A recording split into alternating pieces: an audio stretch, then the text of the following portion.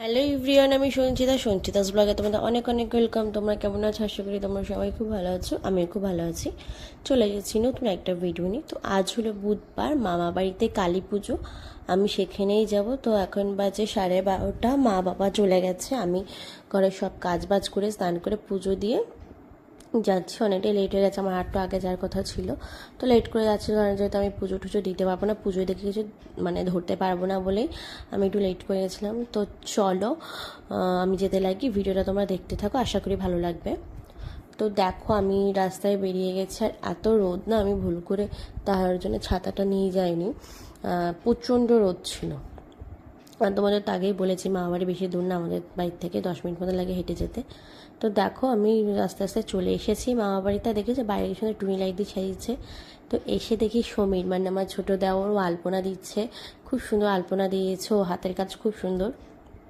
এই আলপনাগুলো সব ও দিয়েছে, আমি এসে দেখছি বাইরে দিয়ে গেছে, তো ভেতরে দিচ্ছিল। আর ও তো দেখো ঘেমে কি অবস্থা।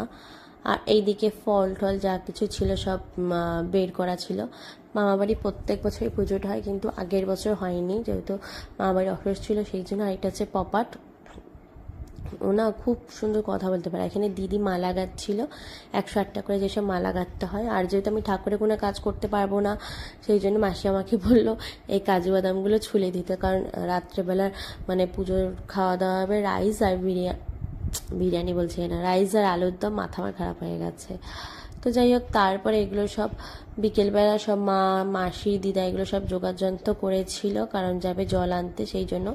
তো আমি তো জল আনতে যেতাম, কিন্তু যাইনি, মা আমাকে একটা সিঁদুর পরে দিয়েছিল। আমি আবার প্রথমে গেছিলাম জল আনতে যাওয়া বলে, তো যাইনি বলে আমি আবার বাড়িতে চলে এসেছিলাম। বাড়িতে আমার আরও কিছু কাজ আছে, বললাম নাহলে সেইগুলোই করে নিই, কারণ আবার তো ওই বাড়িতে যেতে হবে। আর আমি সেদিনকে শাখা পড়েছিলাম, কারণ আমার শাখাটা বেড়ে গেছিলো অনেকদিন পর, আর এই শাখা পড়লাম, হাতটা গান ফাঁকা ফাঁকা লাগতো। তো আজকে গিয়ে আমি আর পোষণ গিয়ে পড়ে এসেছিলাম।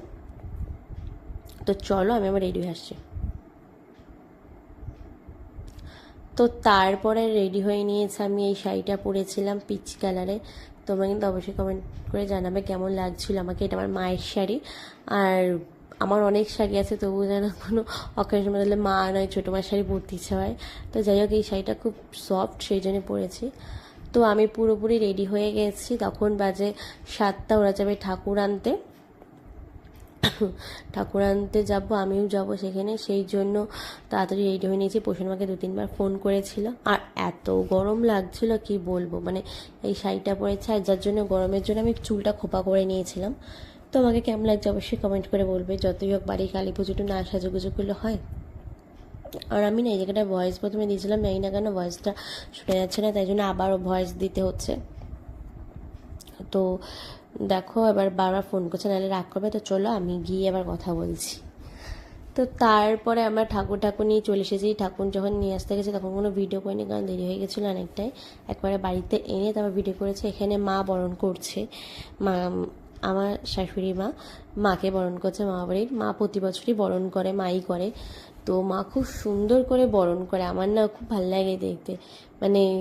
মার এইসব পুজো আচ্ছার দিকে ওইগুলো করে, মাকে দেখে আমার অনেক কিছুই শেখা, পুজোর দিক থেকে এগুলো মা খুব সুন্দরভাবে পুজো দেয়, বা এই বরণ ঠরণ করে আমাকে ভেবে শিখিয়ে দেয়। তো আমি দেখছিলাম, আমি তো ভেবেছিলাম এবছর উপোস থাকবো, কিন্তু আমি উপোস থাকতে পারিনি।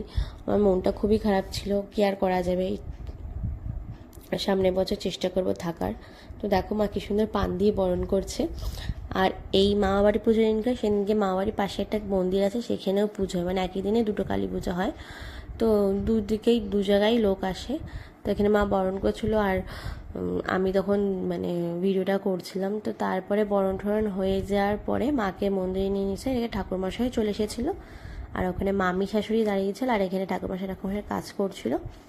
আমরা সব বসেছিলাম, কারণ সারা রাত জেগে পুজো, আমি সারা রাতই জেগেছিলাম।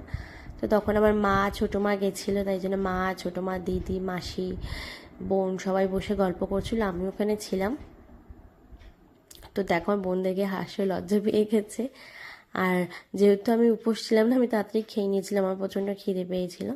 তো তারপরে আমি যখন বললাম না যে আমাদের মামাবাড়ির পাশে একটা পূজায় মন্দির, তো এই বছর মন্দিরটা সুন্দর করে উদ্বোধন করা হয়েছে, সেজন্য একটু সাজিয়ে গুজিয়ে পুজো হয়েছে। আমরা সেখানেই গেছিলাম দেখতে, আমি আর আমার বোন। তো সেখানেও দেখি সবাই অনেকে অঞ্জলি দেবে বলে, মানে অঞ্জলি দেবে উপোস ছিল। তো দেখো আমি এখানে মায়ের মুখটা খুব সুন্দর হয়েছিল মামা বাড়িতে, তো খুব সুন্দর হয়েছে মায়ের মুখ, এটাও খুব সুন্দর হয়েছিল দেখতে।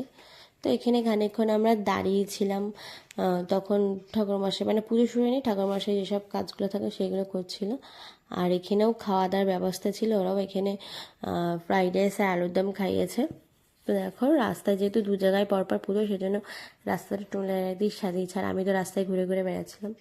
তো তারপরে মার মাসি বেশিরভাগ করেছে, দুজনের প্রচণ্ড কষ্ট হয়ে গেছে, বোঝাই যাচ্ছিল। সারাদিন নির্জলা উপোস করে রাত পর্যন্ত জাগা। আর এখানে মাসি হচ্ছে যেটা 108 নৈবেদ্য বানায় না কি, হ্যাঁ নৈবেদ্যই তো বলে, সেটা গোছাচ্ছিল। আর একদিকে দাদুর ফটোটা রয়েছিল। আর পুজোটা এত সুন্দরভাবে হয়েছে না কি বলবো, খুব সুন্দর পুজো হয়েছে। তাও আমি তো মাঝখানে মানে ভেবেছিলাম সারা রাত যাকে আমি জাগতে পারিনি, মাঝে আমি ঘুমিয়ে পড়েছিলাম, আমার এত ঘুম পাচ্ছিল। আর তো এই দেখে দেখো আমার বাবা ঢাক বাজাচ্ছে, আমি সেটাই ভিডিও করেছি।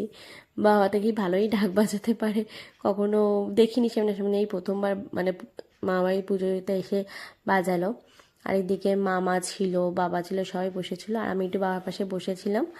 তখন পুজো হচ্ছিল, এরপর আমি ঘুমিয়ে পড়েছিলাম, তো ঘুম পাচ্ছিল, মানে বাবা জেগেছিল, আমার বাবা জেগেছিল, সেখানে আমি ঘুমিয়ে পড়েছিলাম, আমার এত এত ঘুম পাচ্ছিল, সারাদিন কষ্ট করেছি। আর এই যে বাবা তো বক বক করেই যাচ্ছে কার সঙ্গে, আমি লুকিয়ে লুকিয়ে ভিডিওটা করেছিলাম।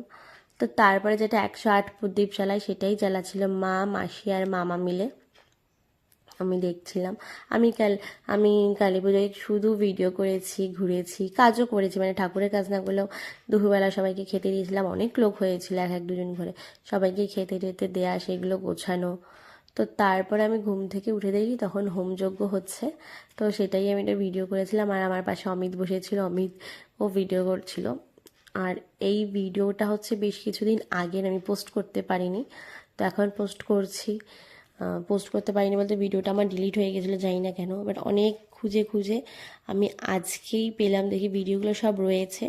তো সেই জন্য আবার এডিট করে ভয়েস ওভার দিয়ে তোমাদের সাথে পোস্ট করছি। তো দেখো এইখানে মানে মামা যেহেতু চলে গিয়েছিলো, তো এখানে যোগ্য কিছু নিয়মকানুন আছে, সেটা আমার বাবাই করেছিল, মানে ঠাকুরমশাই বাবাকে একটা ছেলে হয়তো দরকার, তাই জন্য আমার শ্বশুরও ঘুমাচ্ছিল, মামাও চলে গেছিলো। আর তাই জন্য এখানে আমার বাবা সারা মানে সেই রাতে থেকে ভোর পর্যন্ত যতক্ষণ না পুজো হয়েছে ততক্ষণ জেগেছিল। তো সত্যি ঠাকুরমশাই খুব সুন্দর পুজো করে, ধরে ধরে পুজো করে। পুজোতে তো প্রায় 5:30 বেজে গেছে, 5:30 না 5টা 5:30, হ্যাঁ 5:30 বেজে গেছিলো। তো তারপরে পুজো টুজো হয়ে যাওয়ার পরে আমি তো বাড়িতে চলে এসেছিলাম। তোমাদের ভিডিওটা কেমন লাগলো অবশ্যই কমেন্ট করে জানাবে, ভালো লাগলে লাইক কমেন্ট শেয়ার করে দেবে, সাবস্ক্রাইব করতে একদমই ভুলবে না। নতুন ভিডিও আসে খুব তাড়াতাড়ি, ততক্ষণ সুস্থ থাকো, সাবধানে থাকো, ভালো থাকো।